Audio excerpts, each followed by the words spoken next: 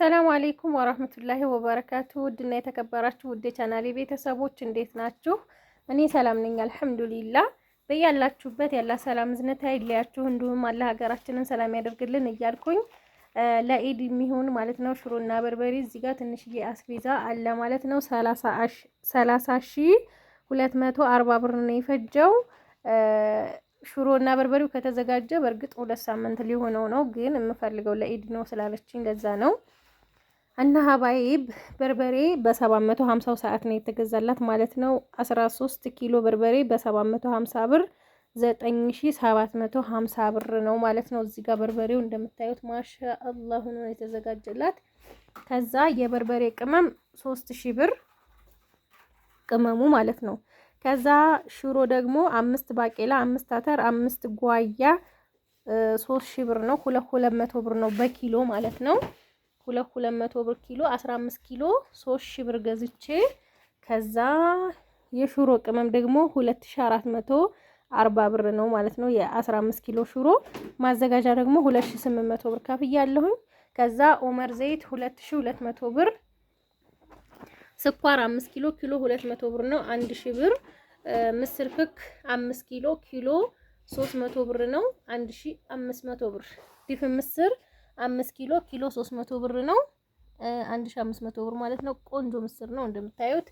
ቡና 2 ኪሎ 3000 ብር ኪሎ 1500 ብር። ቆንጆ ቡና ለኢድ ነው የምልከው ማለት ነው። ይሄንን እንግዲህ ገራዶ ነው የሚሄደው። ከወደዳችሁት ላይክ ሸር ማድረጋችሁን አትርሱ። ሌላው ደግሞ በዋትስአፕ የቃችሁን ዝርዝር ያኔ ስማችሁን መጀመሪያ ስሜ ከሌ ነው የሚሄደው እዚህ ቦታ ነው። ከዛ የቃየ ዝርዝር ይሄ ብላችሁ ስትልኩልኝ ያው እያያችሁኝ ነው። ቶሎ አካውንት ልካለሁ። ከዛ ትልኩና ገዛላችኋለሁ ማለት ነው። አንዳንድ እህቶች ደግሞ ሁሉንም አላልኩም። አንዳንድ እህቶች እኔ ትራንስፖርት ነፃ ነው ብዬ አንድ ቀን ማንኛውም ቪዲዮ ላይ ተናግሬ አላቅም። ትራንስፖርት በነፃ ከሆነ እኔ መኪና እንኳን ቢኖረኝ በውሃ አይሰራም አይደል እንዴ? እኔ መኪና የለኝም እንደናንተው ስለፋውዬ የቀን ውሎዬን ለቀን ገቢዬን በቀን ማጠፋው እንጂ ሌላ ትርፍ ነገር የለኝም።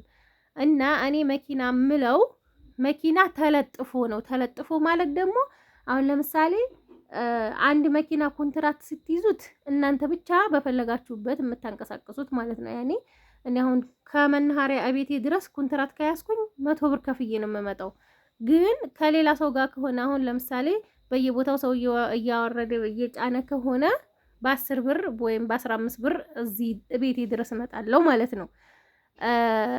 ተለጥፎ ሲሆን ግን አሁን እቃ ሲጫን ይሄንን እቃ ስንት ጭነዋለሁ የሚለውን አይቶ ሲገምትልኝ ነው እንጂ በነፃ ነው ማለት አይደለም። በነፃ ብሎ እንደሚጭን አላውቅም። ከዚህ በፊት በዚህ ሰሞን ማለት ነው ወላሂ በጣም ብስጭት ያደረገኝ ነገር እቃ ገዝቼላት የኔን 2000 ብር አስባልካ ከዛ መጫኔ ውስጥ በምንድን ነው የሚጫነው ስላት እንዴ ቪዲዮ ላይ እኮ 2-3 ጊዜ አይችሻለሁኝ በነፃ ነው ብለሻል እንደዛ ብላኝ። በቃ በጣም ነበር የከፈኝ ወላሂ። የከፈለችኝን ብር ከፍዬ አስጫንኩላት እቃዋን ማለት ነው። ግን እኔ አላስጭንም ማለት መብቴ ነበረ።